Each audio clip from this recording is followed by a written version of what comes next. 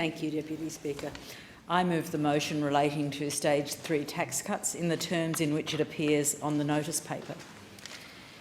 It's a sad fact that the way things are set up now in Australia, the rich get richer and the poor get poorer. And tragically, in times of crisis, this intensifies. The gap widens, the pain increases, and we are in crisis. Right now, renters in Brisbane are paying around 24% more than 12 months ago, while real wages have dropped back to 2010 levels. And the share of national income going to wages is the lowest ever recorded. Mortgage holders in Ryan are paying about $300 per week, that's per week, not per month, more on their mortgages since last year. Even the price of groceries has gone up more than inflation, rising by about 10% in the last year, not to mention the exponential rise in energy costs. This is causing untold pain for so many. But how's the other end of town doing? We've just learned that 2022 was the best year on record for corporate profits, an absolute profit bonanza.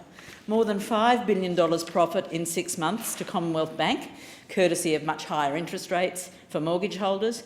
Coles and Woolies have also been doing quite well. Woolworths just posted almost $1 billion in profit last year, up 14%. Coles profits went up by 17%. Santos profits increased by an eye-watering 221% in 2022, profiteering from both a war and the climate crisis. Woodside tripled their profits. This is not okay. This is simply outrageous. While so many Australians are struggling to put food on the table, to pay their bills, to pay their rent or mortgage, Qantas just posted a record half-yearly profit of $1.43 billion. Are they going to use that money to help workers, the ones that they illegally fired, or perhaps pay back some of the JobKeeper money they took during the pandemic? Of course not. They're planning to spend that money on stock buybacks to pump up their own share price. What's the government doing about this, you might ask? The government is choosing to spend our money on $250 billion in tax cuts for the wealthy. Does Clive Palmer really need an extra $9,000 a year, or should that money go towards tackling this cost of living crisis? The government's choosing to continue giving $12 billion per year in fossil fuel tax concessions.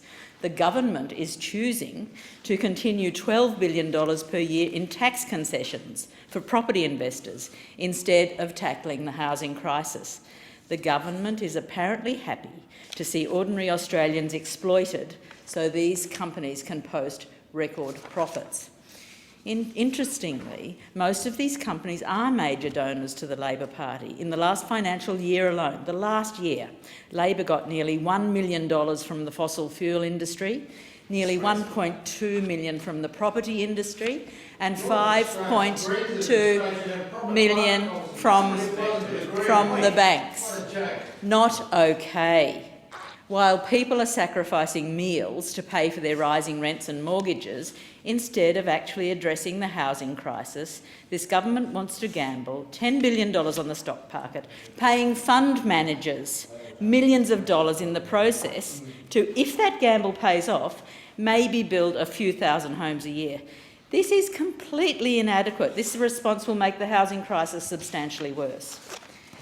Their plan does absolutely nothing to address rising rents in the private market, absolutely nothing to address rising rates for mortgage holders, and absolutely nothing for hundreds of thousands of Australians stuck on the social housing wait list and at extreme risk of homelessness.